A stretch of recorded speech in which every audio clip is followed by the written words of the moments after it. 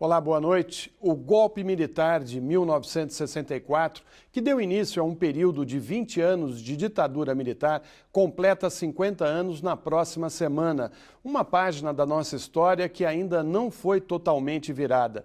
5 décadas depois, já se compreende melhor os fatores que levaram à tomada pelo poder dos militares, mas ainda há muitas perguntas sem respostas definitivas. O porquê do golpe ter sido vitorioso é uma delas.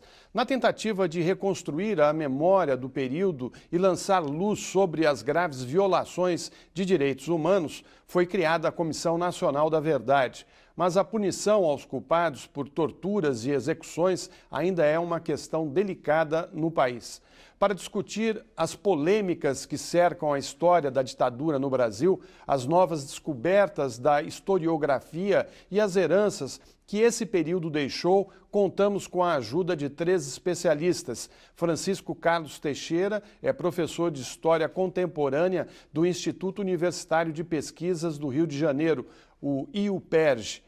Janaína Cordeiro, pesquisadora do Núcleo de Estudos Contemporâneos da Universidade Federal Fluminense e doutora em História pela instituição. E o advogado Wade Damus, presidente da Comissão Estadual da Verdade do Rio de Janeiro e presidente da Comissão Nacional de Direitos Humanos da Ordem dos Advogados do Brasil. Antes de começar o debate, vamos assistir a uma reportagem sobre o assunto.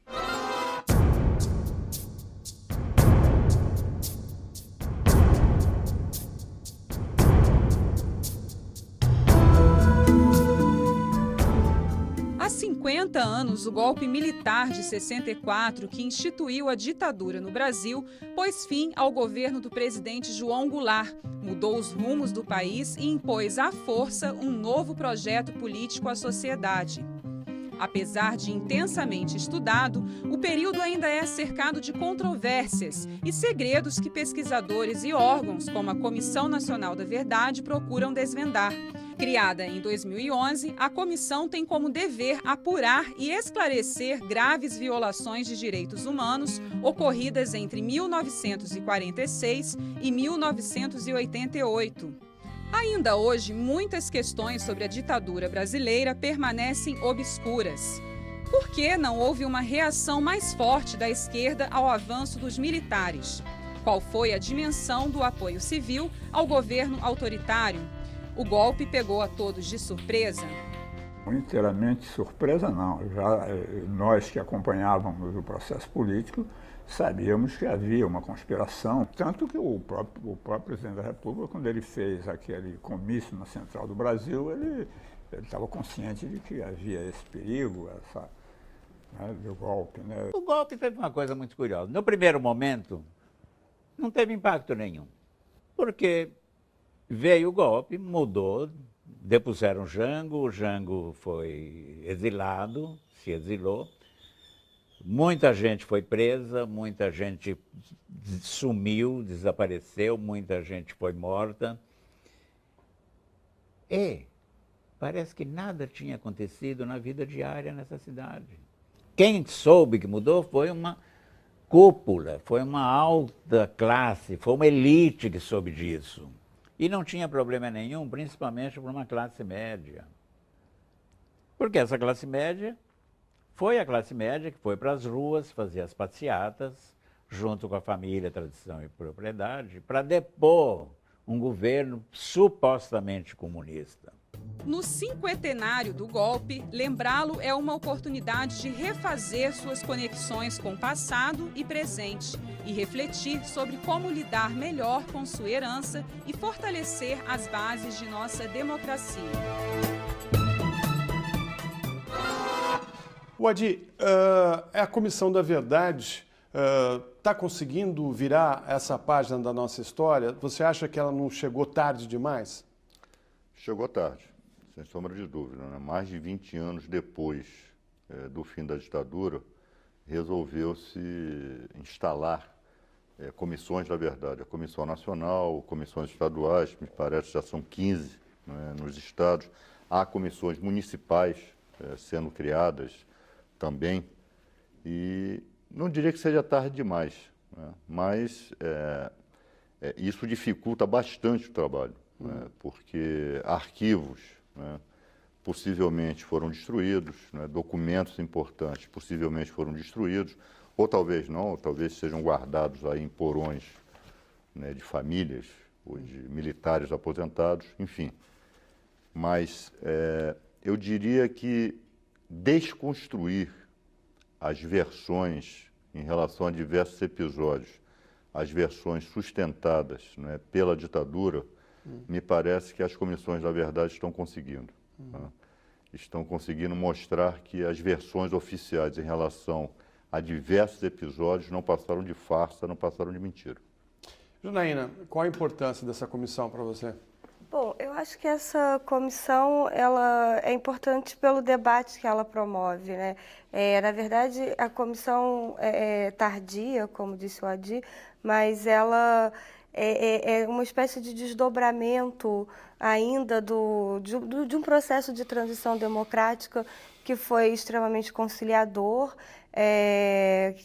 quer dizer, que foi pautado por um pacto, uma espécie de pacto de silêncio sobre o passado, a necessidade de virar a página, e essa necessidade de virar a página está dada não só lá pela Lei de Anistia de 79, mas, por exemplo, em 2010, quando o STF negou o pedido de revisão da Lei de Anistia feito pela OAB.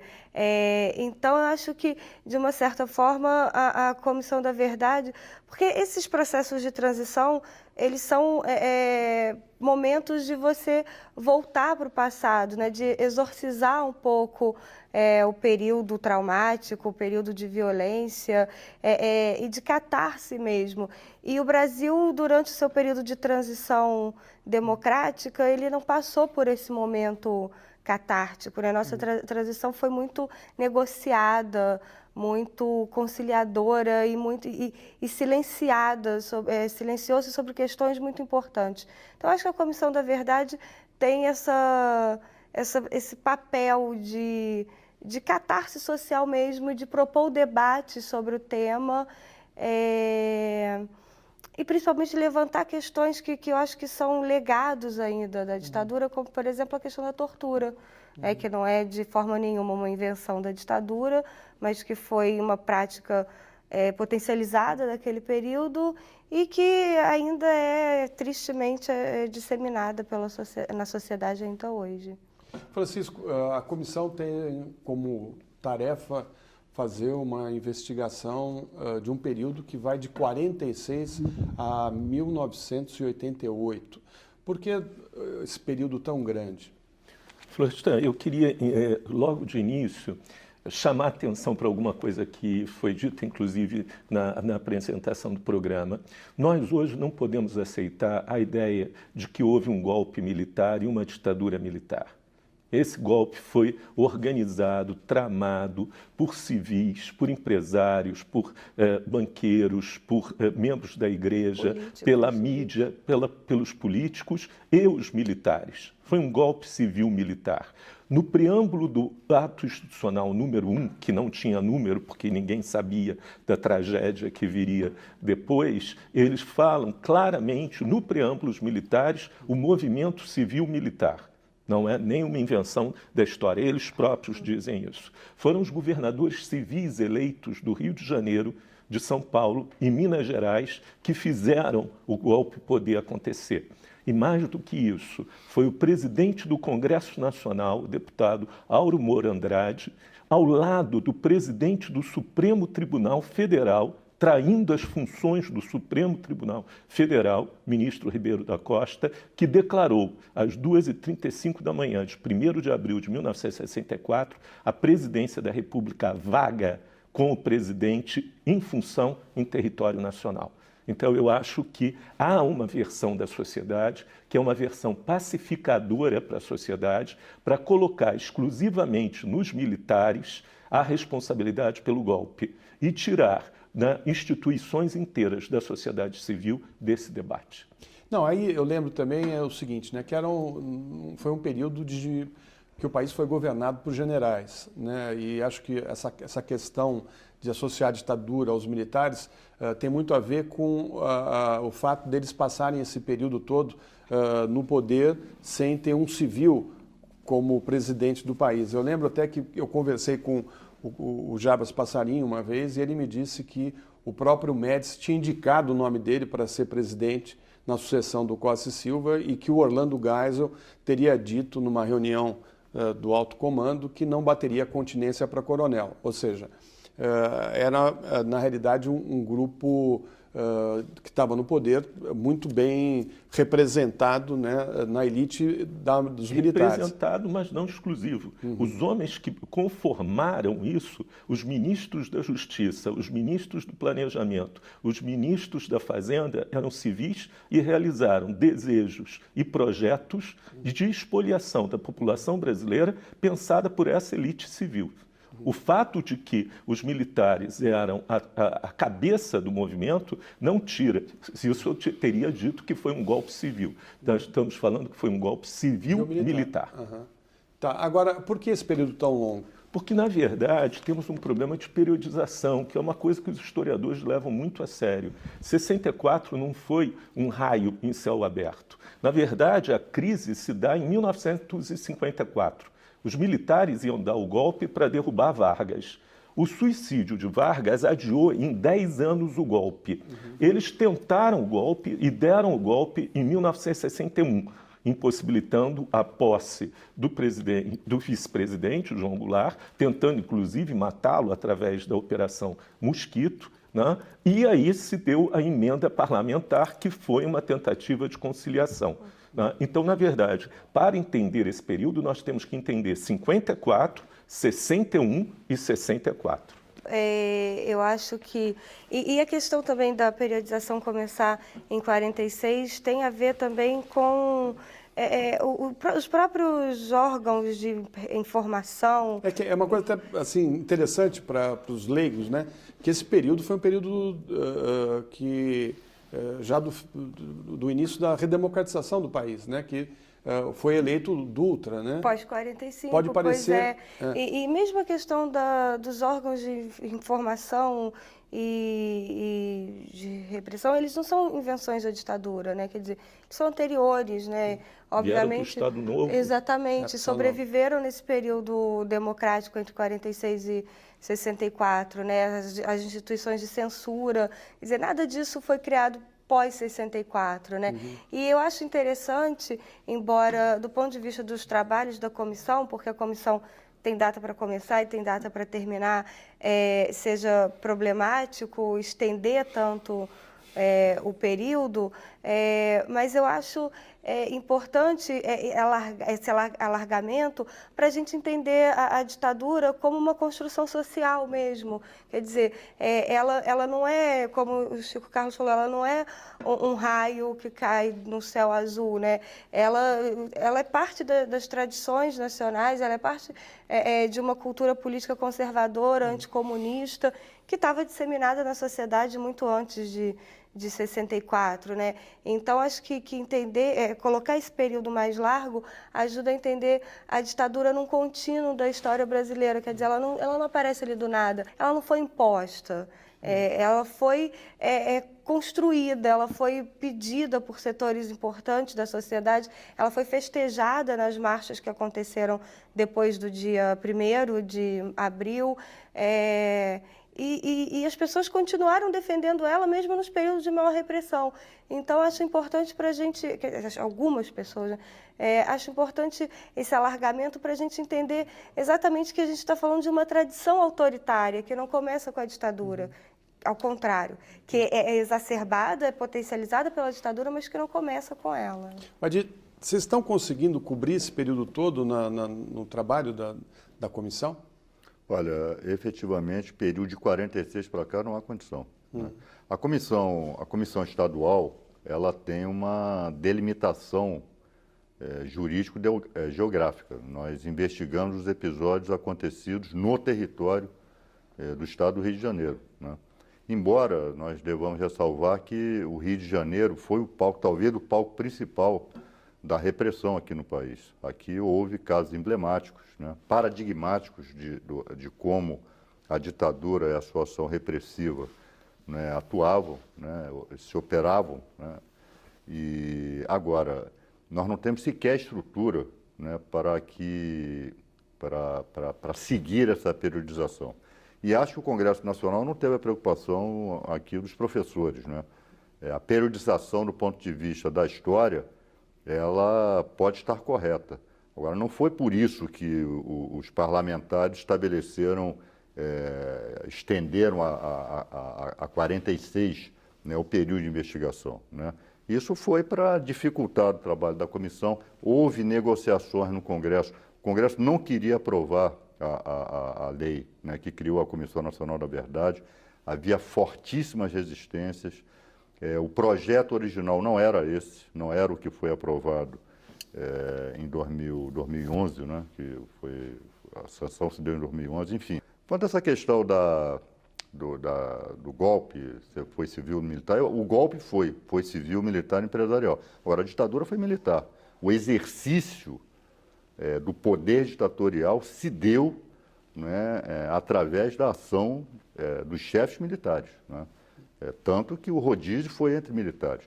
Obviamente, a ditadura aqui ela tem peculiaridades, ela não se exerceu só com a força bruta, como na Argentina e no Chile, né? Que a preponderância foi a força bruta, a repressão. Aqui houve uma fachada institucional, aqui se criou um partido, né? A Arena, que deu uma base de sustentação importante à ditadura, sobretudo no interior do Estado. O Brasil é um país vasto, é um país de dimensões continentais, né? Então, os civis, as lideranças civis que apoiaram o golpe tiveram um papel importante na sustentação da ditadura. Agora, a ditadura, propriamente dita, foi militar. O governo de Goulart representa uma ameaça ao mundo livre. Minha conclusão é que as recentes ações de Goulart e Brizola para promover a reforma agrária levarão o Brasil a um governo comunista, como Fidel Castro fez em Cuba. Embaixador Lincoln Gordon.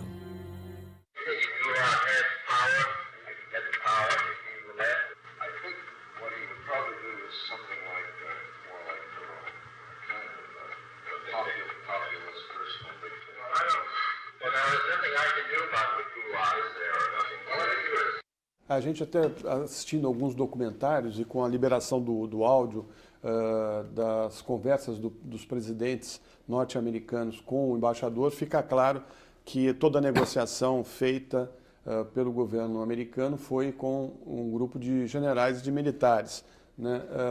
De qualquer maneira, fica essa questão do porquê tanta dificuldade para se apurar o que aconteceu durante o regime. Quer dizer, tinha um Estado repressivo montado, pessoas foram presas, pessoas foram torturadas, pessoas foram mortas, pessoas foram perseguidas. Por que o Brasil sempre, na passagem para a volta à democracia, tem dificuldade de falar do seu passado? Florestan, eu vou continuar discordando, né?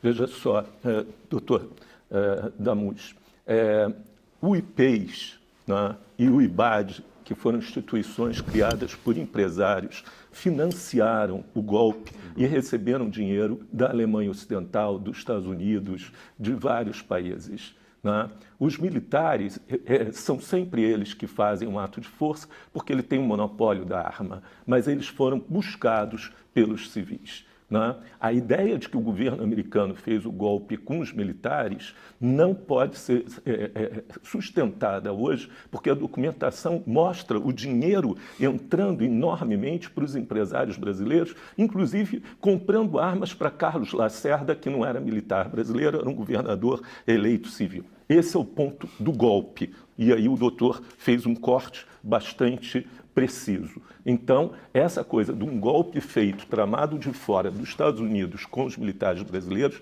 hoje a documentação histórica tem sérias dificuldades em aceitar.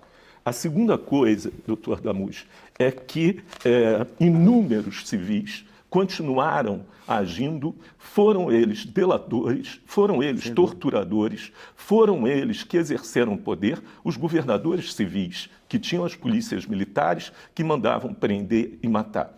Uma pergunta central que é complicada e que já aconteceu no processo de esclarecimento dos crimes dos fascismos europeus é se só Hitler e as SS eram responsáveis. O que aconteceu, por exemplo, o Brasil tinha um ministro da Justiça.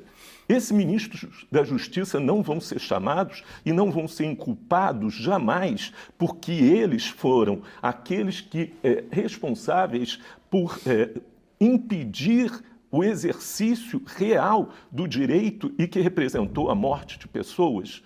Né? Por exemplo, a liderança civil do Serviço de Proteção aos Índios, né? Depois FUNAI, que é responsável por algo que está ainda oculto. Não são nomes que a gente conhece tanto como do deputado Rubens ou do Herzog, mas 1.300 índios Vaimiri Atroari mortos. Então, separar o exercício do poder, da delação, né, da tortura de civis e militares nesse momento, acho que pode ser um elemento apaziguador para algumas instituições, mas que na história a gente não tem como aguardar. Professor Francisco, bom, eu vou ter que chamar um intervalo, a gente vai voltar com essa questão, inclusive falando sobre os próprios governadores que apoiaram o golpe e depois foram caçados. E é uma coisa também interessante, quer dizer, de repente eles vão limpando o caminho. A gente vai para um intervalo rápido e voltamos já já.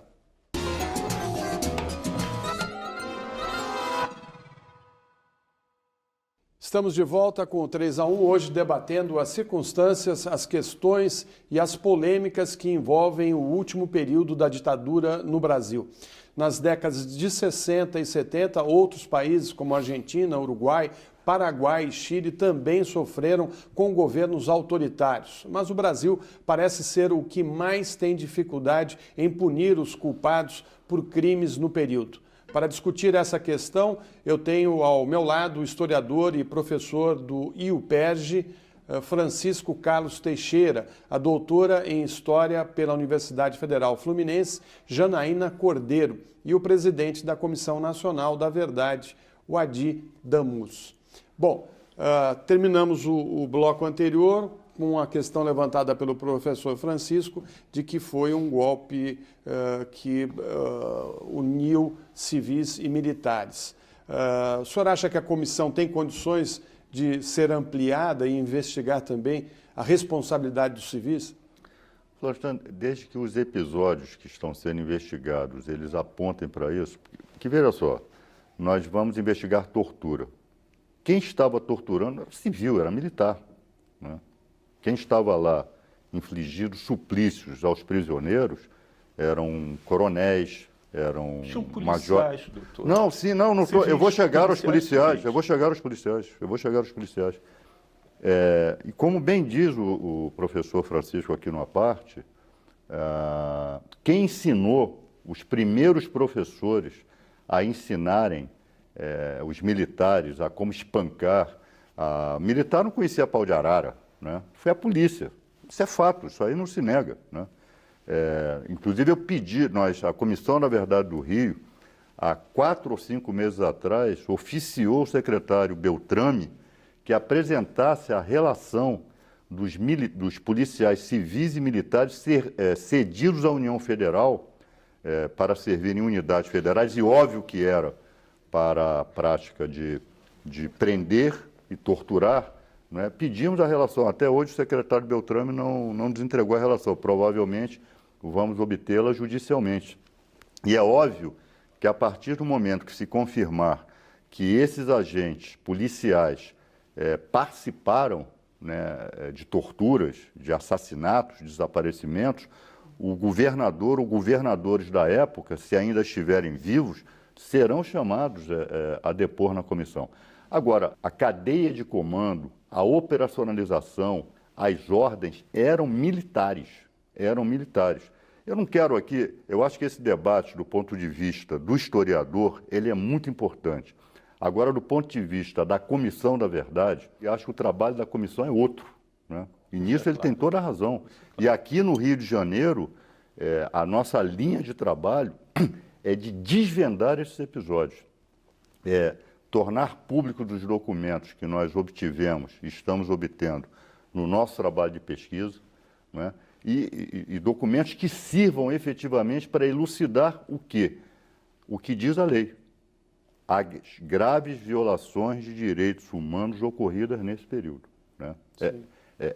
Isto é o que a lei nos manda fazer, e é isso que nós estamos tentando fazer, em relação ao desaparecimento do deputado Rubens Paiva, em relação aos desaparecimentos, em relação aos atentados terroristas, e em relação aos censos de tortura. Certo. Janaína, é interessante notar que esses governadores que o professor Francisco citou, que articularam o golpe junto com os militares, muitos deles foram cassados pelo novo regime. Por que isso aconteceu? Esses governadores, né, o Carlos Lacerda, Magalhães Pinto, Adhemar de Barros e mesmo o Juscelino Kubitschek, que não era governador, eles eram presidenciáveis em 64, para as eleições de 66, né? Então, eu acho que, bom, por isso e por outras razões, né, de afinidade mesmo, eles desempenharam papéis fundamentais ali em 64 no desenrolar do golpe. Eu conheço melhor o caso aqui do Carlos Lacerda, porque o Castelo Branco, ele se dizia, ele era o denista e se dizia um lacerdista roxo, né? Então, os primeiros meses ali do mandato do Castelo foi de lua de mel aqui com o Carlos Lacerda, com o Rio de Janeiro, com a Guanabara. Mas em julho, né, quando houve a prorrogação do mandato do Castelo Branco até 67, esses presidenciáveis já começaram a ver de forma um pouco ressabiada, quer dizer, essas pessoas partiam do suposto de que aquela intervenção ali de 64 seria como as outras intervenções militares que a República Brasileira assistia correntemente, uma intervenção pontual, as coisas seriam organizadas e depois, pronto, entregariam o poder para um civil. Quando acontece, em julho já de 64, quer dizer, 3 meses depois do golpe, a prorrogação do mandato, até 67, eles já tiram desses presidenciáveis um dos principais objetivos pelos quais eles estavam ali em 64. E a partir daí, a partir de julho de 64, o Lacerda, através da tribuna da imprensa, e, enfim, de outras vias, vai começar a fazer críticas cada vez mais acirradas ao governo do Castelo, ao desempenho pífio que ele teve do ponto de vista do saneamento econômico, que essa era uma bandeira importante do golpe, né? Não só o combate ao comunismo, à corrupção, mas a recuperação econômica também. E várias outras críticas de ser dirigidas ao governo a partir daí, né?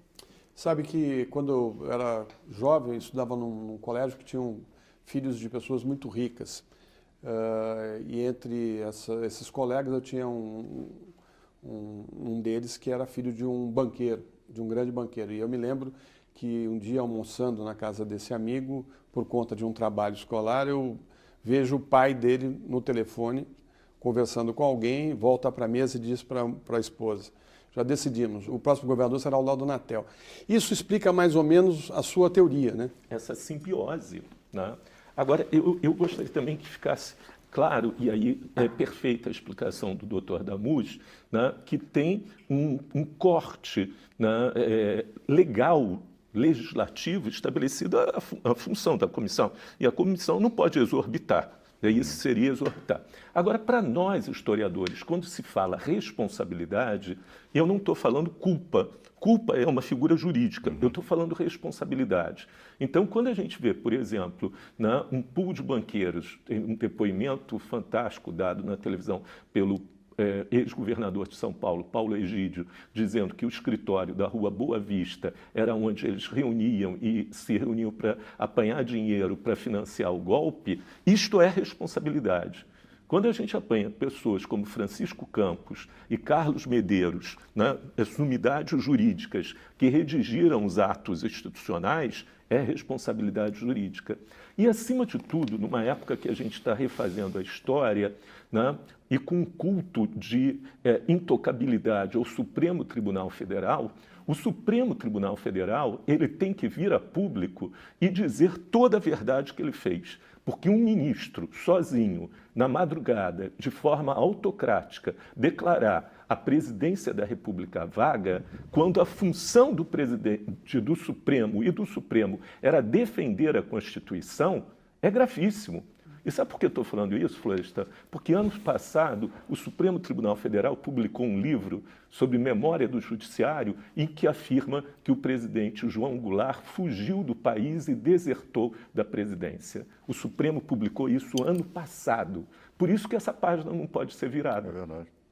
Bom, eu gostaria de saber agora de vocês a herança que ficou desse período, heranças boas e heranças ruins. Você teria alguma para apontar para nós? Mas, rapidamente, em relação à observação do professor Francisco Carlos, em relação ao Supremo, desde Olga Benário, né, sempre se acusa Getúlio, mas a autorização partiu do Supremo Tribunal Federal. Exatamente.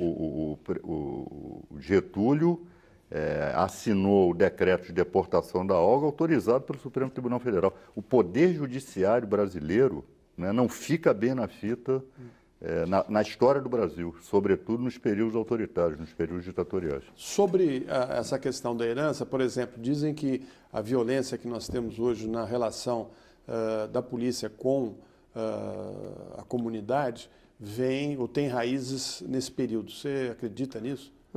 Como disse a professora Janaína, a violência policial, a violência já nasceu com a polícia aqui no Brasil. Isso não foi a ditadura, de fato, que inventou, né? Agora, a ditadura, ela consolidou práticas, ela ajudou a criar um caldo de cultura, sobretudo em segmentos da classe média, que na ditadura a violência era dirigida, né, a perseguidos políticos, e hoje ela também é seletiva, né?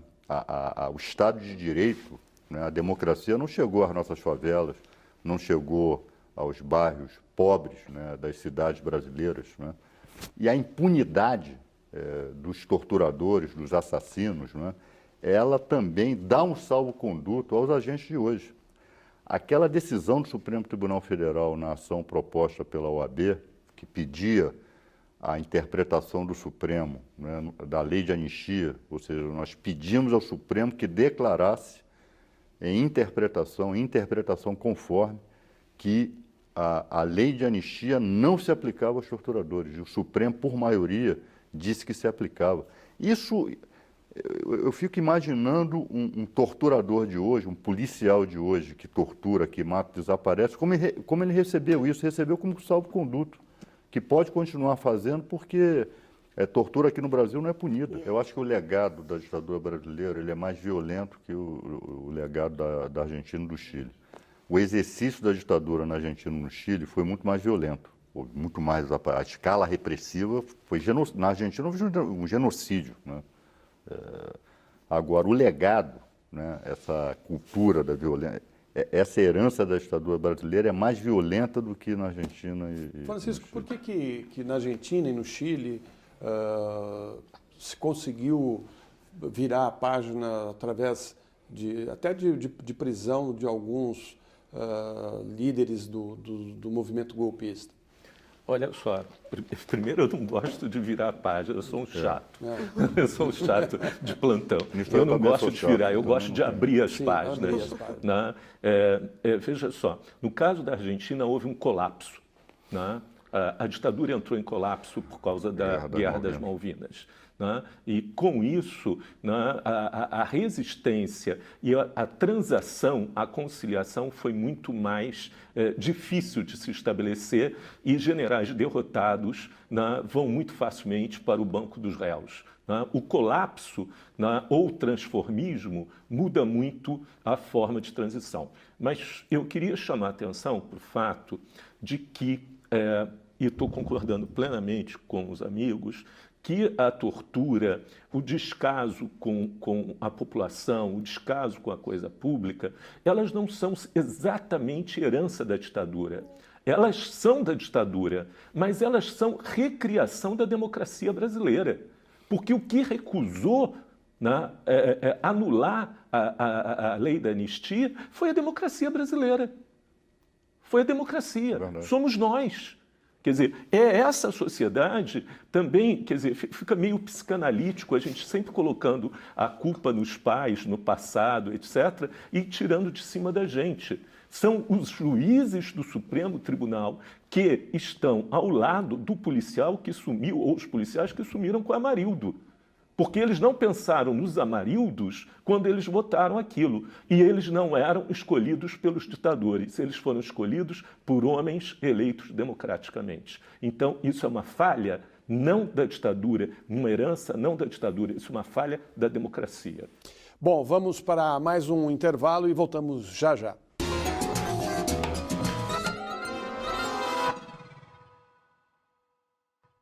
O 3-1 está de volta. Hoje, nosso debate é sobre o golpe de 64, que completa 50 anos na próxima semana. No estúdio estão os professores de História, Francisco Carlos Teixeira e Janaína Cordeiro, além do presidente da Comissão Nacional da Verdade, o Adi Damus. O Adi, a Comissão da Verdade teve um avanço muito grande aqui no Rio de Janeiro na questão da morte, do desaparecimento do deputado Rubens Paiva. Você já pode dizer em que circunstâncias ele foi morto e o corpo desapareceu? Florestan, nós temos relatos, né? O nosso trabalho envolve o relato das vítimas, dos familiares das vítimas, e envolve também, quando conseguimos, o relato de agentes envolvidos nos episódios investigados. O relato dos agentes, nós tomamos muito cuidado com eles, né? Porque não são pessoas que você possa estabelecer que tem credibilidade para se acreditar naquilo que estão dizendo, né? Mas, tipo, qual a versão para o desaparecimento do corpo dele? Nós estamos conversando com um agente, ele é coronel reformado, né? Ele não autoriza que se dê, pelo menos até o momento não autoriza que se publique, né, o nome dele, que participou do desaparecimento do Rubens Paiva.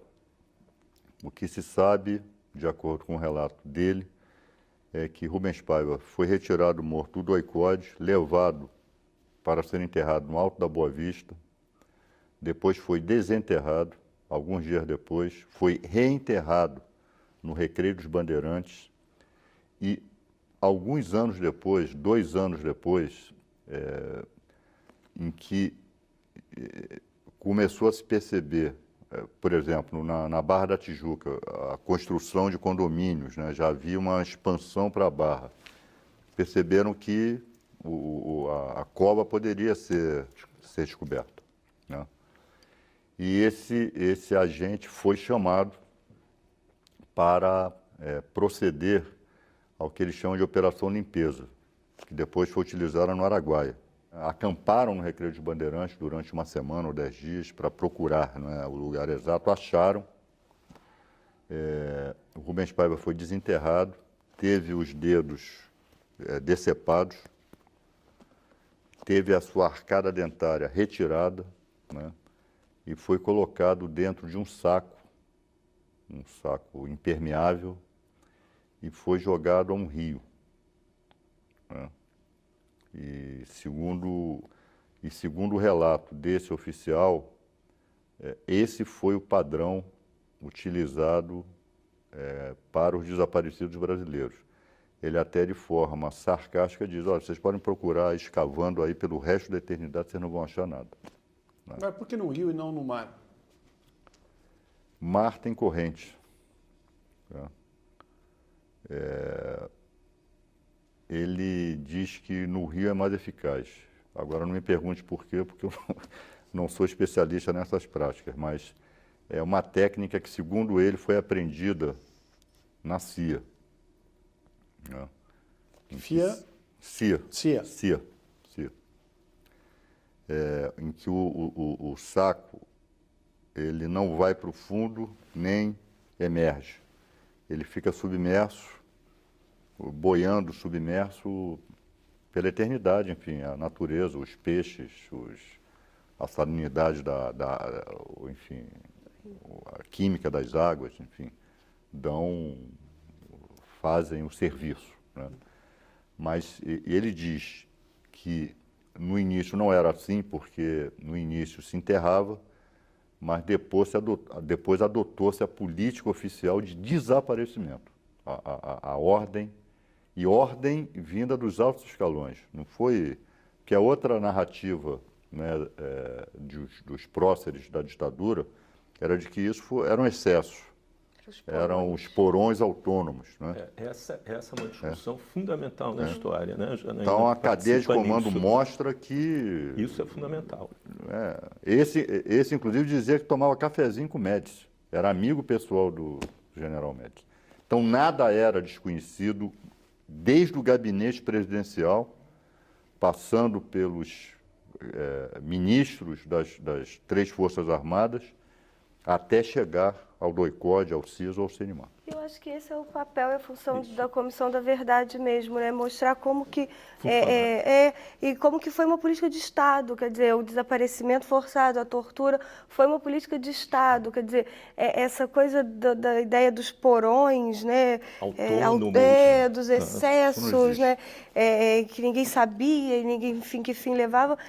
Isso não é verdade, né? Isso é uma política de Estado.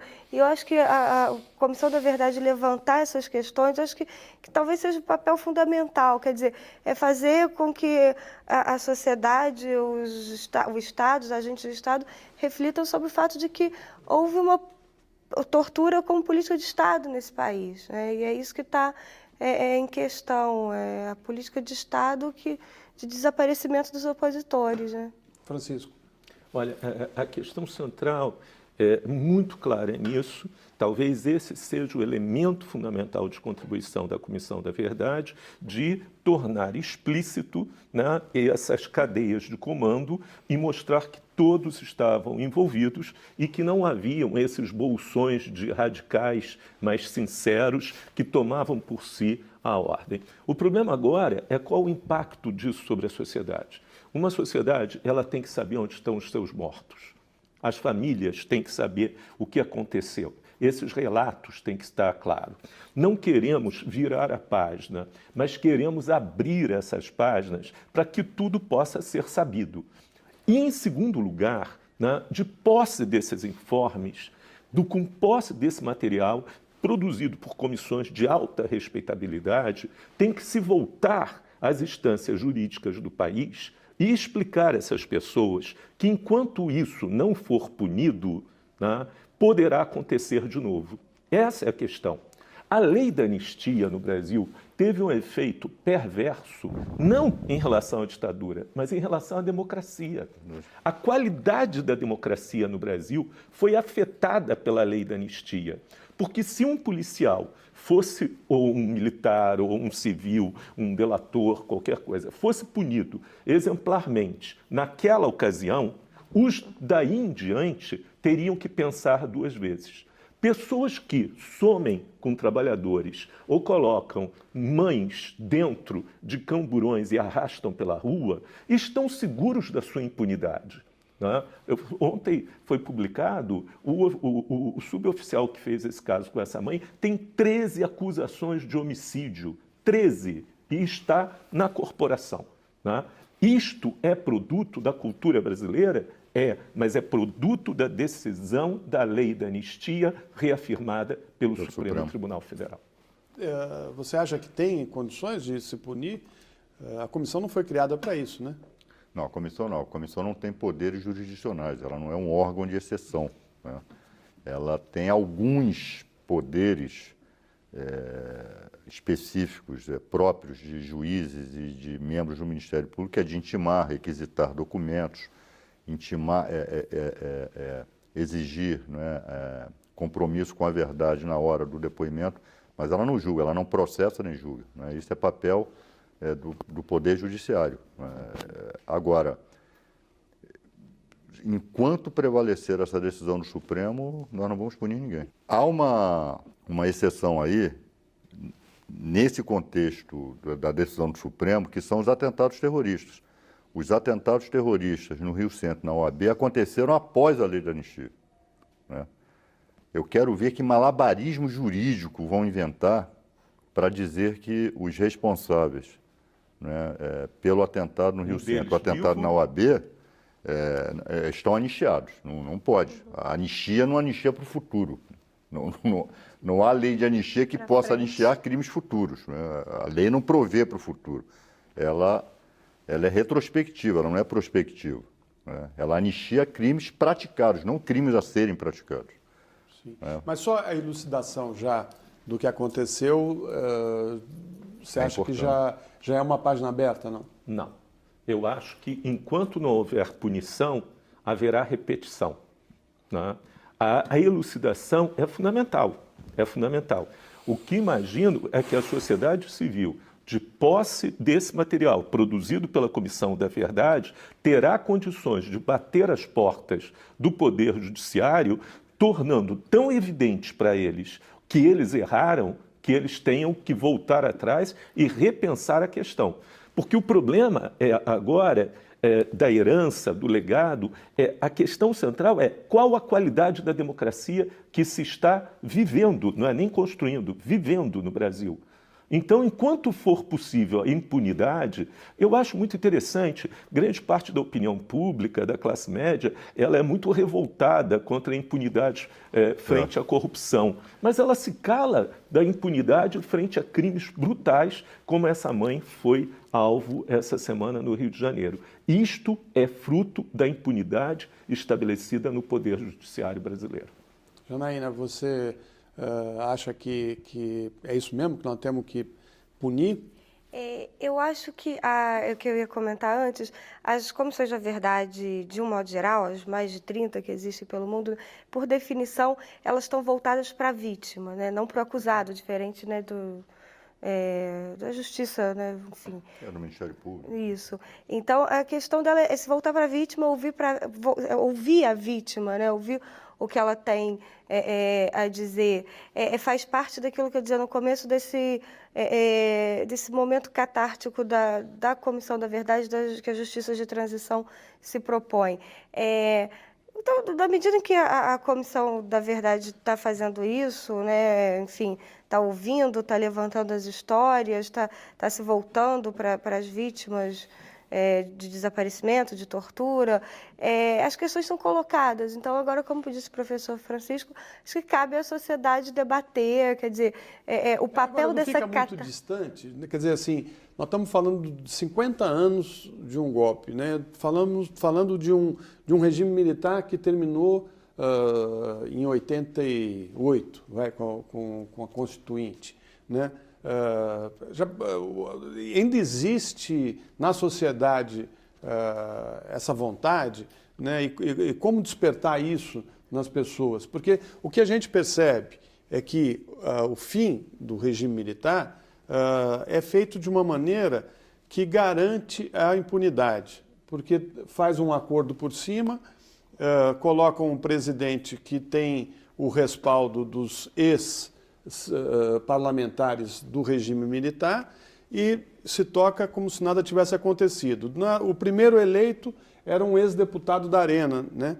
Então, assim, o tempo acabou ajudando nesse processo. Mas nós estamos falando também de crimes de lesa humanidade imprescritíveis, né? É disso que nós estamos falando também. E é fato que existe pouca mobilização social no Brasil no sentido de se criar um clamor público, né, para a punição, né? A tendência normalmente é essa, porque os agentes já estão velhinhos, né? Às vezes parecem vovôs plácidos, né? Bonzinhos. Não? Eu já fui muito confrontado com isso em debates, em palestras, mas olha, poxa, mas já se passou há tanto tempo, ele, poxa, é um velhinho, né? Falei, só que esse velhinho não teve qualquer complacência com quem ele matou e torturou. A Itália condenou ano passado um nazista. Então, eu acho que não há que ter esse tipo de consideração, né, humanitária em relação a esses agentes. Crimes contra a humanidade. Né? Eu tenho defendido isso lá na nossa comissão. Preparado o relatório, se nós conseguirmos, sem sombra de dúvida, apontar responsáveis por esse ou aquele episódio, vamos representar o Ministério Público pedindo que abra a ação penal para processá-los. Você E aí o judiciário Rapidinho. decide. Isso se repete o tempo todo. Como continua se repetindo? A primeira coisa, você não tira a tortura de dentro de ninguém que foi torturado. Você não preenche o vazio de um pai, de um marido, de um filho desaparecido, que você não tem resposta. E, principalmente, a sociedade continua torturando. É verdade. Tá certo. Bom, nós temos aqui condições de continuar por muitos programas discutindo esse tema, mas o 3-1 fica por aqui. Eu agradeço a presença dos nossos convidados. Quem perdeu parte do programa ou quer rever o 3-1 de hoje, basta acessar o site da TV Brasil. Na sequência, assista as notícias do dia no Repórter Brasil. Até a próxima quarta-feira aqui na TV Brasil.